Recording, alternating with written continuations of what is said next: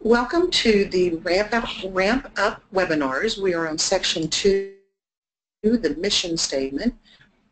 This is the second component of the application, and it is worth 3 points. Each one of the components have a different point value. Mission statement is worth 3. The purpose of this webinar is to give you tips on how to most effectively apply in this component. We have a disclaimer. You need to always check the website to ensure that you are using the most current RAMP rubric. The rubric gets tweaked each year as we learn how to say things better and do things better. But even when it gets tweaked, the general content is going to stay the same. And the things that we're going to suggest today can be applied to whatever the rubric is in whatever form it takes in the future. The rubric should guide your application. You've always got to take your application and measure it against the rubric. It's how you're scored, so you want it to influence how you write. So the mission statement is about what you do as a school counselor within the frame of your school counseling program. You'll see some examples and get some additional information in the Ask a National Model, page 24, and the Ask a National Model Implementation Guide, page 18. But remember, the mission statement is based on what you do and what your school counseling program is about. So the mission statement has four criteria to really think about. You need to kind of show how your school counseling program really impacts the vision, which are your hopes and dreams for your students 5 to 15 years from now. You got to kind of demonstrate that it aligns and supports the school and the district mission statements.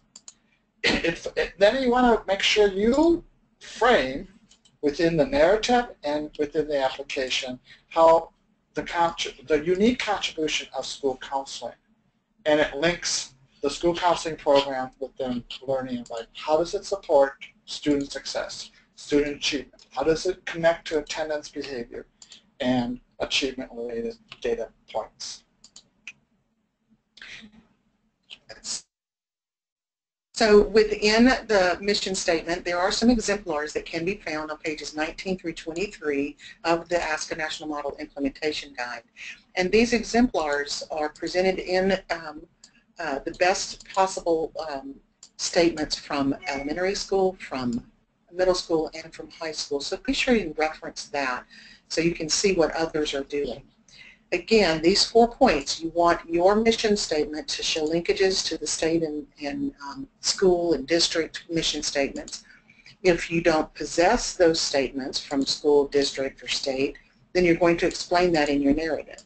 You're going to emphasize equity, access, and success for every student. Now that's really important. And one of the easiest ways to do that is to include those 3 words in your mission statement. It can be accomplished in other ways, but you want it to make it very easy on your readers. You're going to talk about the long-range results that you desire for your students in terms of what you're doing and how you're going to accomplish those things. And you're going to be very clear about your program's intent and how it supports the school's overall driving mission. So in the Ask a National Model Implementation Guide, there's a section that talks about do's and don'ts. And this is just a sample. It's much more extensive in the Ask a National Model Implementation Guide. I think a good way to use this part of the PowerPoint and referencing the model, the implementation guide, is to use this as a self-check. You know, ask yourself, are you including the school counselor as an advocate for students? How will the reader be able to assess your addressing equity and access? Is it dynamic? Is it using active language? You know, don't focus on the school counselor, focus on the program. You know, don't use passive language. So again, this is a really good self-check to help you create the best possible mission statement. according to the Ask a National Model criteria. So here's an example. So you can see the school district mission statement drives the high school mission statement, which then drives the school counseling mission statement. And you want to be able to, as a reader, see if there's some connections between those statements. And so you need to ask yourself, when you read the school counseling mission statement, is it linked to either the school district or the high school mission statement? So I think the easiest way to communicate this is use some of the words and from the mission of the district or the high school and embed them into the school counseling mission statement. Is that a have to? Absolutely not. But it's a really good way to kind of make sure you're linked to the two. So you can see that when you look at the school counseling mission statement at Wayne, you know, are we seeing any words, every child, every chance, every day? You know, are we seeing, it would be so easy to include words like lifelong learners and responsible citizens. You know, empowered would be a really good word to use in the school counseling mission statement. So again, it's not a must, but you want to give the reader, the RAMP reviewer, every opportunity to see that you followed the rubric. So this is an opportunity for you to make a decision about what you think this components of the rubric and how we would score. On the right side is the mission statement of Griffith High School. And so one of the things that you could do is turn off the PowerPoint at this time and just study this slide reflect. So if you want to do that now. So one of the things right away I'd be looking for in this mission statement is some alignment to the Griffith High School mission statement. I would use the word every instead of using the word all. I don't see the word every. The other thing I see here, you know, that's missing is this connection to long-range results desired for all students. It's not here. So if I were to give this a score, I would be giving it a 2. And maybe in consultation with other reviewers, it might go as low as a 1 because you're missing some, you know, pretty big pieces. Equity and access. How is that communicated here? You want to do more than just list the general things that you're doing. You're really trying to show links, really trying to include these things that are important. The equity, the access, success, the long-range results. I mean, every child, every chance, every day would be a beautiful way to start the mission statement of the school counseling program.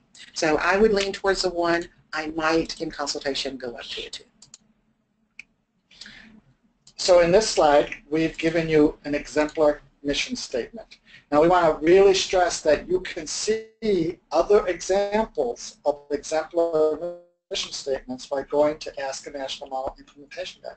Those ones written for all 3 levels. And all the attempt here is to, in red, you'll see that it aligns with the school mission. So those words, the mission of the school counseling program at Walsh Middle School is to provide equity of services and access to high quality.